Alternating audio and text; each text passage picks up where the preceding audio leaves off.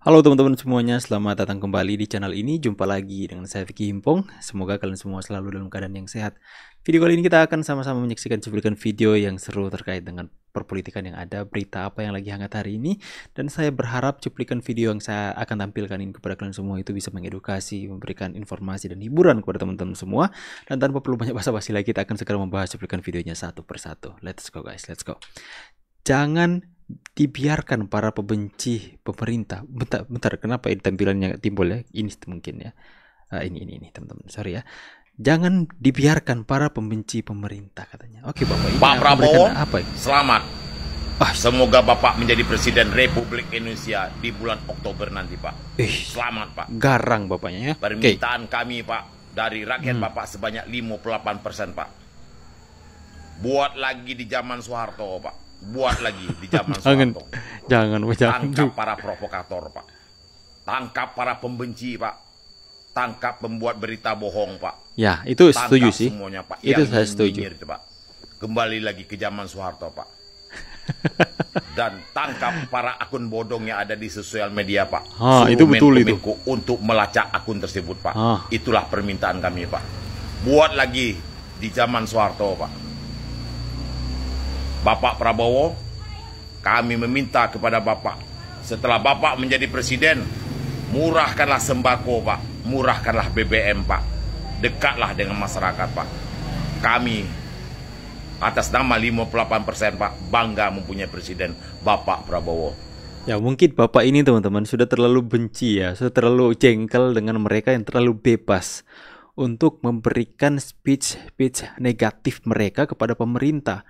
Bukan lagi kritikan, tapi hinaan, tuduhan, fitnahan, berita-berita hoax, gambar-gambar yang diedit sedemikian rupa untuk mencederai karakter seorang. Bukan dikritik kebijakannya, tapi mereka menyerang pribadi. Mungkin Bapak ini sudah terlalu sakit hati dan jengkel.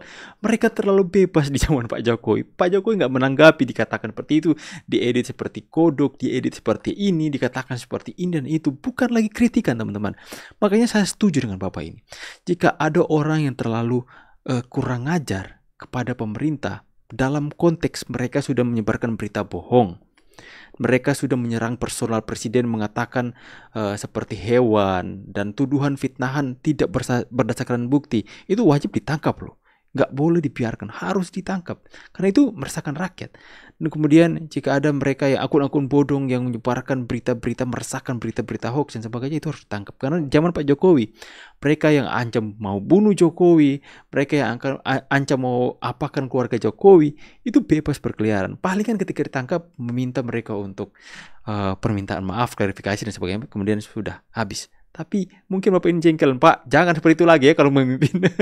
Jengkel itu teman-teman ya. Bagaimana dengan kalian? Kalian setuju nggak dengan Bapak ini?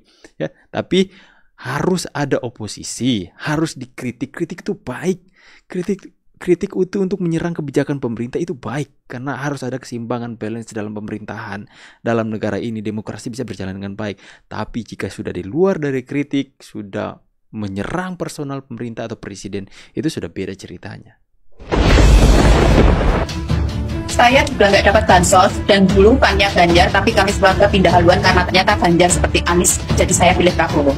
Ini salah satu bukti dari sekian orang yang berpendapat sama, bahwasanya bukan hanya karena bantuan sosial, bukan karena amplop, bukan karena cawe-cawe presiden, tapi karena kami tulus ikhlas memilih Bapak Prabowo. Ya.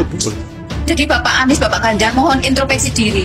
Kami membutuhkan pemimpin itu tidak hanya yang pintar, ya, tapi juga butuh attitude yang bagus.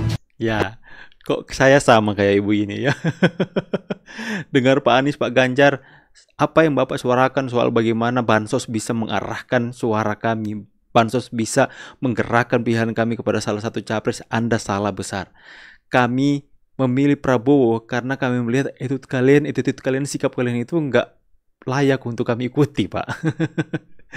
Teman-teman, kalian mesti yang lama mengikuti channel ini, kalian bisa melihat konten-konten saya sebelumnya. Saya itu garis keras Ganjar Pranowo.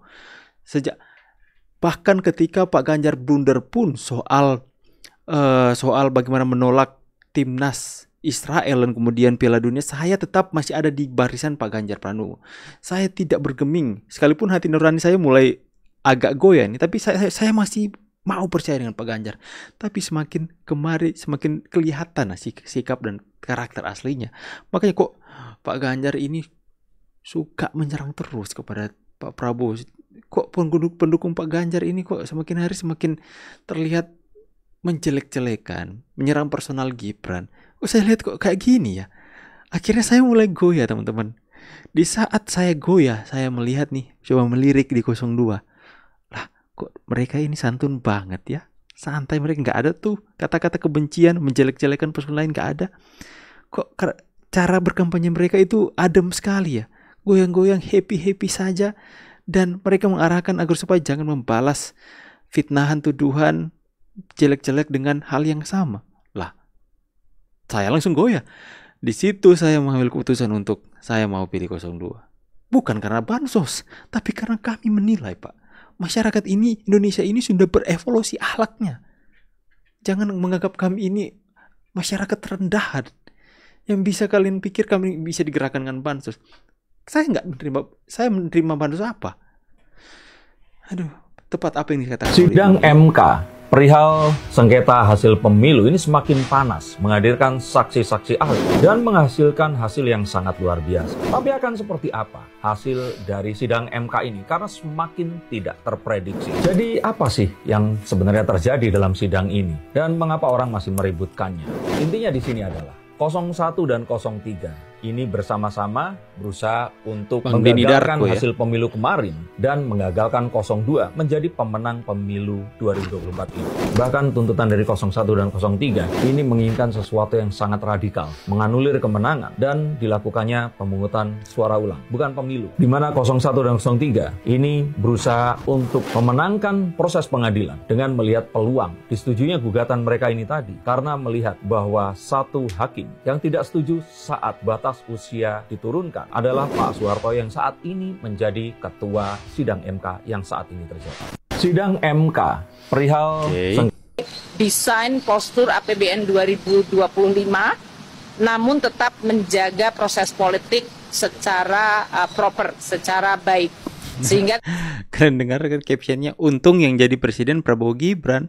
Seandainya yang jadi presiden Sengkuni atau Kumlinti, pasti bilang dari nol kayak isi bensin di ya, untung adanya keberlanjutan bukan perubahan. Kalau perubahan kan diulang lagi. Capek gitu. Saya ingin menjelaskan tentang Jokowi. Kenapa kata orang saya nggak pernah mengkritik? Loh, apa yang mau dikritik? Pertama, kita punya Presiden Jokowi ini bagi saya suatu anugerah yang besar lah. Yes. Padahal di dalamnya itu ada musibah terbesar di dunia yang nggak pernah terjadi, itu COVID. Tapi negeri ini masih stabil, menanggulangi COVID dengan baik. Negara luar semua memuji. Dan itu saya pastikan kerja Jokowi. Yes, Setelah keputusannya Pak. Kejadian di Ukraina, Jokowi sampai ke sana berangkat. Semata hanya apa? Ingin menenangkan dunia, mendamaikan. Kedua apa? Mikirin bangsa ini. Karena apa? Ada efek buat negeri ini. Kenaikan harga. Seperti terigu, kita butuh. Jokowi berangkat ke sana. Naik kereta 12 jam. Saya bayangkan, dalam kondisi tegang. Suasana perang. Nggak tegang aja, saya naik kereta 12 jam, pantat saya bisulan. Semua negara naik. Saat ini semua hancur negara. Di Jerman, di Inggris, bahan bakar sampai naik 4 kali lipat. Negeri kita aman, damai. Setuju, sampai banyak itu orang fakta, Indonesia ya? di luar ingin kembali ke Indonesia. Karena dapat kedamaian. Ini semua Pak, kerja Jokowi. Dan negara orang luar semua tahu, berkat Jokowi Indonesia ini ada perubahan. Menuju perbaikan, kemajuan. Nah, pemimpin ini yang baik ini, di saat di negerinya itu ada masalah, tidak ada negara menyerang Indonesia. Coba kalau presidennya bukan Jokowi, yang kerjanya nggak bener, akan dihujat, NGO semua dijadikan alat untuk menjatuhkan. Tapi orang tuh sekalipun lawan, kadang-kadang apa? Akan mengakui kebaikan orang. Ini presiden yang tiap hari terjun ke kampung-kampung. Terkadang ada masalah yang kita nggak tahu. Tapi karena Jokowi terjun ke kampung-kampung, dia mendapatkan diselesaikan. Lah terus apa lagi yang mau saya kritik? Setuju dan salut sama Habib Kribo ya. Salut saya. bilang Baik, begini, Pak Ciko silakan ditahan. Silakan prosesnya Bang Abalin. sudah berjalan, keputusannya ditetapkan oleh Mahkamah Konstitusi, final and binding. Mereka sudah berdebat, mereka sudah tampil berkampanye ke sana kemari. Begitu digelar pemilu, kalian kalah, kau ribut tentang prosesnya. Kau bicara tentang dinasti, kau bicara tentang tidak etisnya anak presiden ikut cawapres. Tidak boleh anak presiden ikut cawapres, ikut calon presiden. Apakah anak Mega tidak boleh? Apakah anak SBY tidak boleh? Apakah anak Jokowi tidak boleh? Kita balikan kepada tema Cara kita. berpikirmu yang salah. Ribut. Sakit hati kamu ya 01 kalau Anies Baswedan dikatakan Fir'aun ya. Begitu pula hati kami sakit presiden kami Bapak Jokowi kamu bilang tidak punya Tuhan, kafir, PKI, anjing, babi, biang kerok, biang rusuh, biang keladi. Sakit hati kami ya, sakit. Bapak presiden kami adalah bapak nomor 1 di Indonesia. Anies bukan apa-apa di Indonesia. Yes. Ya. Yang tidak punya perasaan itu kamu atau 02 yang mengatakan seenak udalmu. Apalagi sekarang kamu menghina Bapak Prabowo yang akan menjadi presiden. Perkataan apa yang kamu lontarkan kepada Bapak Prabowo? Begitu banyak hinaan cacian. Anies baru dikatakan kafir, Fir'aun di Indonesia oleh pendukung 02. Lo marah. Jangan bermain api kalau tidak ingin terbakar ya. Paham? Sakit hati kami, presiden kami kamu hina. Anies bukan orang apa-apa di Indonesia. Kamu marah ya. Dia bukan nomor orang 1 di dunia. Dia bukan orang terpenting di Indonesia ya. Gelandangan politik. Gelandangan politik. Ya, seperti yang saya sudah bilang sudah Pak Jokowi mungkin sudah biasa dengan hinaan-hinaan orang-orang yang bencinya ya. Tapi rakyat Indonesia tidak biasa saja ya. Sakit hati ya. Aduh. Pak Hasto marah-marah terus tiap hari kan. Jadi masalah apa lagi? Marahnya kepada siapa dulu? Nah itu. Ada kalimatnya Pak Hasto, gue coba bacakan. Coba bacakan dengan intonasi Pak Hasto idola lu ini. Rencana pengambil alihan Partai Golkar dan PDI Perjuangan. Gak secepat itu. Mirip ya. Itu agak lambat temponya coba. Rencana pengambil alihan Partai Golkar dan PDI Perjuangan. Jadi sebelum pemilu beberapa bulan, antara 5-6 bulan, ada seseorang menteri powerful supaya gak salah. Ini ditugaskan untuk bertemu Dias Rashid oleh Presiden Jokowi. Pak Dias Rashid ditugaskan untuk membujuk Bu Mega agar kepemimpinan PD Perjuangan diserahkan pada Jokowi. Seberapa masuk logika nih Mas? Pak Jokowi mengutus orang untuk ketemu, mengutus menteri untuk ketemu. Time frame-nya kapan katanya? Sebelum apa? Setelah apa? Nggak ada. Sesudah pencalonan resmi. 5-6 bulan yang lalu. Jauh sebelum pemilu. 5-6 bulan sebelum pemilu. Ada seorang menteri powerful. Sebelum pendaftaran pemilu apa sebelum pemilu? Nih, gua kutip aja nih, sebelum pemilu. Atau sebelum tahapan pemilu mulai itu 2 tahun yang lalu loh. Rumit bos, rumit pertanyaan lu. Ini udah sebelum pemilu. Berarti kalau bahasa gini sebelum 14 Februari, 5 bulan sebelum 14 Februari. Artinya udah ada seorang menteri yang artinya udah Ganjar yang dicalonkan udah Ganjar, oleh PDIP. Dan kan udah mulai pekong ya. Udah mulai pekong nih barang. pecah kongsi nih ya, pekong ini ya kawan-kawan ya. Oh, pekong, pecah kongsi. Saya kok nggak yakin sama itu ya, kebenaran itu. Saya rasa Presiden Jokowi wajar kalau sebagai tokoh politik yang terkuat saat ini, terutama dalam 5 tahun terakhir, ingin punya backup partai politik supaya dia nggak disebut hanya dalam posisi sebagai petugas partai.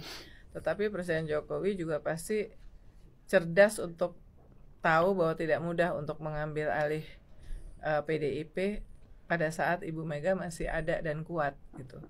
Jadi lebih rasional untuk Presiden Jokowi justru untuk merangkul partai politik yang lainnya, dan itulah yang dia lakukan dalam 5 tahun terakhir dengan membentuk koalisi Indonesia Maju dengan ada Golkar yang partai nomor 2, kemudian sempat ada PKB di situ ya, Gerindra tentunya. Jadi saya rada kurang yakin dengan hal itu ya, di dalam benaknya iya, tapi apakah ada Pak Hasto, hati-hati loh Pak Hasto. Silent majority ini bisa membalas. Masih ada pilkada pilihan kepala daerah, bupati, gubernur, ya, wali kota, masih ada loh Pak. Hati-hati Pak. Rakyat ini diam-diam menghanyutkan teman-teman ya. Bagaimana pendapat kalian dengan cuplikan-cuplikan video yang kita saksikan bersama-sama tadi? Silahkan tulis opini kalian, tanggapan kalian di kolom komentar. Sampai jumpa lagi di video selanjutnya. Saya Vicky Bung pamit, see you and God bless you. Bye guys.